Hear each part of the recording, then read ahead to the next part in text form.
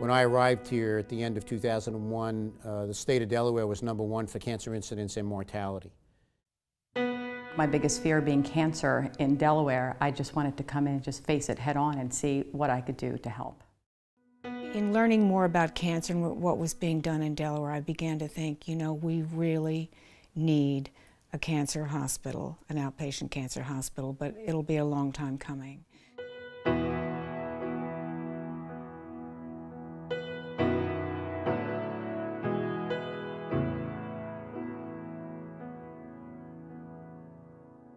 Ned Carpenter was an attorney. Before Dr. Petrelli came, Ned sat up in his office and he studied the bio. I mean, he grilled me. I felt like I was in a court of law. Why did you do this and why did you do that? Dr. Petrelli had an answer for everything. He was right on target with the questions that needed to be asked. And it was extremely clear that this man was different from other people who were applying for the job because of his passion. I've surrounded myself with people who are much smarter than I am.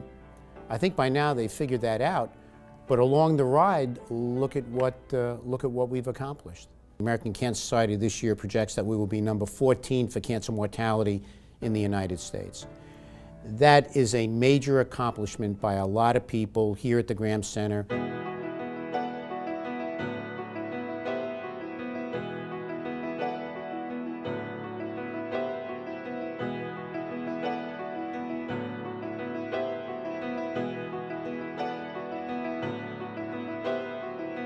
And frankly, none of this could have occurred in the last decade without community support.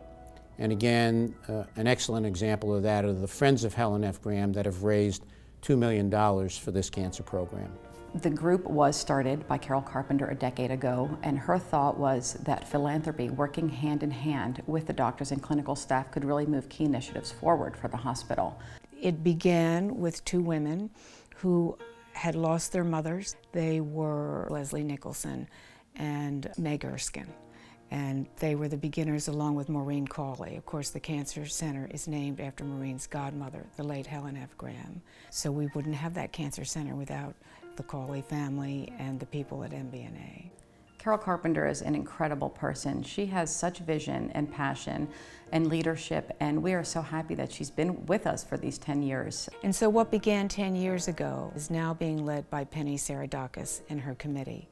She sets the gold standard for volunteerism. Philanthropy is such an important part of moving the key initiatives forward, as well as other things that are not always some of the key initiatives of the hospital, whether it be helping out with the rooftop garden or the labyrinth or installing artwork that really bring a sense of calmness and beauty to the environment. That really goes miles in helping the patients and their families feel a sense of calmness in an otherwise tumultuous time in their life. You can have beautiful buildings, but they don't mean anything if you don't have the talent inside those buildings. You have to have personnel that treat patients that come through the door as if they were their families. Jennifer's my daughter. She was diagnosed with aggressive breast cancer at the age of 24 and treated at Helen Graham. I was able to witness how one nurse, two nurses, three nurses, a simple hello, a simple joke, a kind word could make my sister's experience a little less traumatic. John was determined to get out of the hospital and to meet his first grandchild. When our family doctor contacted me, he said, "Be prepared, he'll probably only have a few months." And luckily, through his continuing care through the Helen Graham Center, he had almost 3 years. I'm a teacher and a football coach at Alexis I. DuPont High School, and I've been a patient at the Helen F. Graham Center since 2010.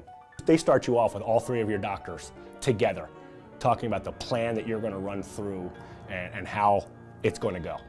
And you get the impression that they're all on the same page, and that's really confidence building. I've heard the statistic many times that 95% of the people that go out to seek a second opinion ultimately come back to the center to get treated, and that speaks volumes to me. We have a lot of work left. Donor support, philanthropy is going to be terribly important over the next 5 to 10 years. We have a team that's trying to develop an artificial salivary gland. Cancer stem cells, one of our areas of research in the CTCR. That's just scraping the surface of what we can do in cancer care. Our researchers are smarter, our technology is better, and somewhere down the line, not in my time, cancer will drop off the list of chronic diseases. I celebrate my life every day. Not that it's going to be my last, but I want to make sure I get every bit of juice out of my slice of life that I got, and the Helen F. Graham Center has allowed me to celebrate my life continually since my cancer diagnosis. I think celebration is a fabulous word, and we're celebrating on so many levels. We're celebrating life, we're celebrating the achievements of the Cancer Center, we're celebrating the success stories of people that have been treated at the Cancer Center. We're celebrating the successes of the Friends Group in terms of funding key programs that have moved the initiatives forward. And we're celebrating the sense of community where people really do come together and work together for the greater good.